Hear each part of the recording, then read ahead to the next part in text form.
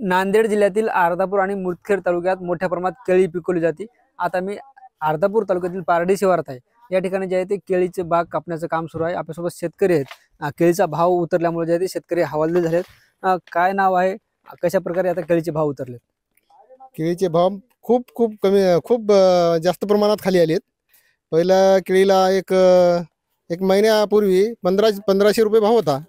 आज एक 800-900 रुपयापर्यंत भाव आलाय। एवढे खाली वळलेत का व्यापाऱ्यांनी वळलेत का मग काय? मागणी तर एवढी खूप जास्त आहे, म्हणजे दररोज माल जातोय, पण कोणीकडे जातोय आणि या एकदम कवडी मोल याच्यामध्ये जातोय। माल कवडी मोल भावामध्ये जातोय। आमचं जे लावलेला खर्च आहे ते पण त्या माला याच्यामध्ये भावामध्ये निघत नाही।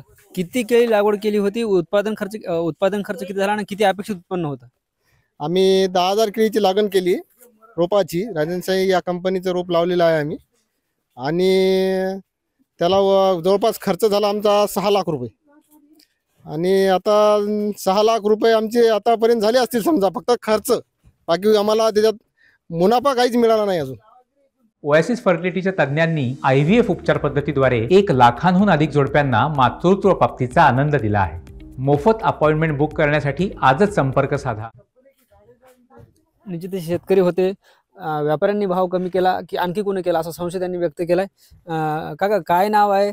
आज आपण जर बघितलं तर केळीचे भाव उतरलेत, कशा प्रकारे शेतकऱ्याचं नुकसान होते? माझं नाव दिगंबरराव नागोजी भांगे, तालुका अर्धापूर, जिल्हा नांदेड, गाव पारडी। आमची केळी 10,000 केळी लावलेली आहे। ते रोपटला आम्ही लावलेलं आहे रांजणशाही म्हणून, आणि त्याचं आम्हाला उत्पन्न आम्हाला जे मिळायचं ते आम्हाला उत्पन्न मिळत नाही। भाव एकदम म्हणजे की 800 रुपये 900 रुपये भाव झालेत। त्याच्यामुळे आम्हाला त्यात परतडीचं काम राहिलं नाही।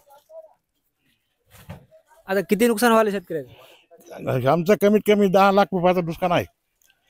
10 लाख रुपये आमच्या अपेक्षेपेक्षा कमी व्हायलेत। भाव स्थिर राहिले पाहिजे यासाठी काय केलं पाहिजे सरकारनं? सरकारनं काहीतरी याच्यावर नियंत्रण आणलं पाहिजे। याचे भाव बांधले पाहिजेत। जसे सोयाबीनचे, तुरीचे याचे भाव बांधतात, तसे केळीचे सुद्धा भाव बांधले पाहिजेत।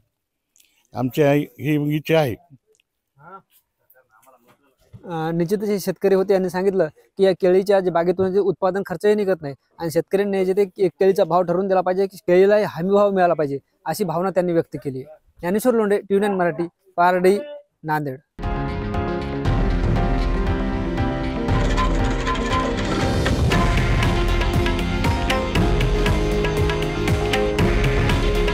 हे आहे देशातील नंबर 1 न्यूज नेटवर्क, आणि आपण पाहत आहात TV9 मराठी।